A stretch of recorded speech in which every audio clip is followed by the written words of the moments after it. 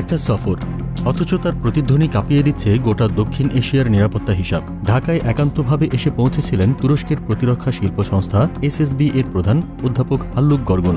অনেকেই ভেবেছিল এটি কেবল এক সৌজন্যমূলক সফর, কিন্তু অনুসন্ধানে উঠে এসেছে এক ভিন্ন বাস্তবতা।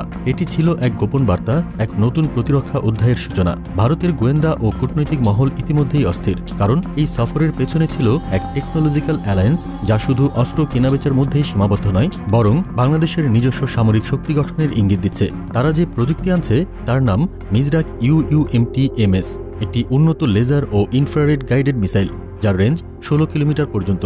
এটি হেলিকপ্টার, ড্রোন, এমনকি সাঁজোয়া যানেও বসানো সম্ভব।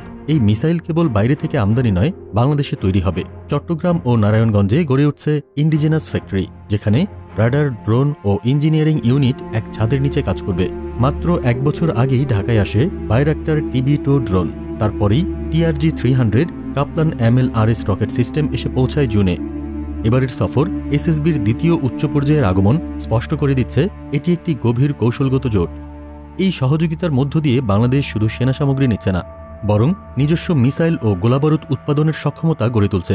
গাজীপুরের BOF কারখানায় ইতিমধ্যে রকেটসান ও রেপকন এর সহায়তায় শুরু হয়েছে 105 ও 115 মিমি শেল তৈরি। এই প্রযুক্তি সোজাসুজি বদলে দিচ্ছে দক্ষিণ এশিয়ার প্রতিরক্ষা ভারসাম্য। বিশেষজ্ঞরা বলছেন, যদি এই মিজরাক মিসাইল কার্যকরভাবে মোতায়েন করা হয়, তাহলে ভারতের আসাম, মেঘালয় ও মিজোরাম অঞ্চলে সেনা ঘাঁটি ও কৌশলগত অবস্থান হুমকির মুখে পড়বে। ভারত ইতিমধ্যেই স্পষ্ট বার্তা দিয়েছে, বাইরাক্টার TB2 যদি সীমান্তের 10 কিলোমিটারের মধ্যে প্রবেশ করে, তাহলে তারা শুটডাউন অপশন বিবেচনা করবে। এই পরিপ্রেক্ষিতে ঢাকার অদূরে গড়ে উঠছে নিজস্ব এয়ার ডিফেন্স সিস্টেম HISAR-O এবং সাইপার প্রযুক্তি সমন্বয়ে, যেখানে নিয়ন্ত্রণ থাকবে বাংলাদেশের হাতে। কেবল আমদানি নয়, টেকনোলজির পূর্ণ সত্ত্ব, কন্ট্রোল রুম, বাজেট সবকিছু থাকবে বাংলাদেশের নিয়ন্ত্রণে। এইসব উদ্যোগ 2009 সালে শুরু হওয়া ফোর্সেস গোল 2030 এর পরবর্তী ধাপ। তাদের লক্ষ্য এখন স্পষ্ট, নিজস্ব প্রযুক্তিতে স্বাধীনতা এবং কৌশলগত স্বাবলম্বিতা। তুরস্ক 2024 সালে রপ্তানি করেছে $7.15 বিলিয়ন প্রতিরক্ষা পণ্য। তাদের লক্ষ্য এই বাজার সম্প্রসারণ এবং বাংলাদেশকে দক্ষিণ এশিয়ার প্রতিরক্ষা গেটওয়ে হিসেবে রূপ দেওয়া।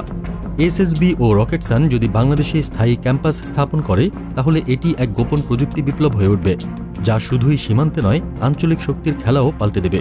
এই সফর কেবল একটি চুক্তি নয়, এটি এক নীরব ঘোষণা। বাংলাদেশ যুদ্ধের জন্য প্রস্তুতি নিচ্ছে, তবে তার কৌশল নির্ভর করছে প্রযুক্তির নিয়ন্ত্রণে।